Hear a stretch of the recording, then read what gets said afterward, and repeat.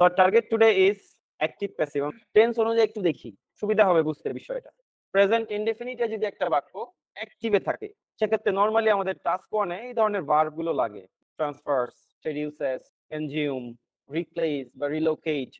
আমার সাবজেক্ট যদি সিঙ্গুলার হয় তাহলে ভার্ব গুলো এরকম বসবে। সাবজেক্ট যদি প্লুরাল হয় তাহলে ভার্ব গুলোর সাথে এসিএস থাকবে না। এই হচ্ছে আমার অ্যাক্টিভের স্ট্রাকচার। নরমালি প্যাসিভের ক্ষেত্রে এম এর ইউজটা খুব কম।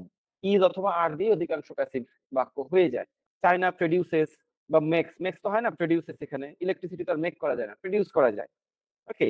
বা American consumes 400 pieces of burger.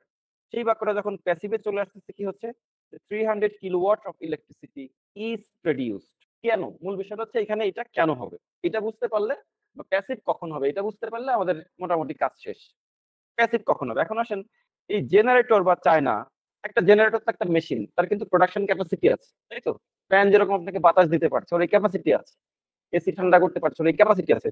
তো সাবজেক্ট যখন কাজ করতে পারে তখন ভার্বটা থাকবে আমার অ্যাক্টিভে। চায়না নিজেই প্রডিউস করতে পারে, জেনারেটর নিজেই প্রডিউস করতে পারে, সেক্ষেত্রে আমার ভার্বটা হচ্ছে প্রডিউসেস এবং এটা সিঙ্গুলার। দা জেনারেটর অথবা চায়না একটা অবজেক্ট বা একটা কান্ট্রি, আমার হচ্ছে প্রডিউসেস। এখন এই 300 কিলোওয়াট অফ ইলেকট্রিসিটি এটা হচ্ছে আমার প্রোডাক্ট, অবজেক্ট এক কথায়।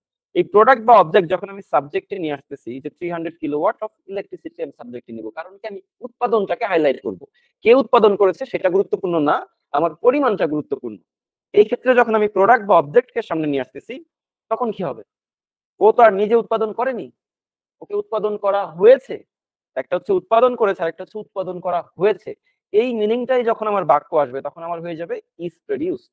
এটাই যদি প্লুরাল হয়, যেমন 400 পিসেস অফ বার্গার্স, তখন হয়ে যাবে আর কনজিউমড।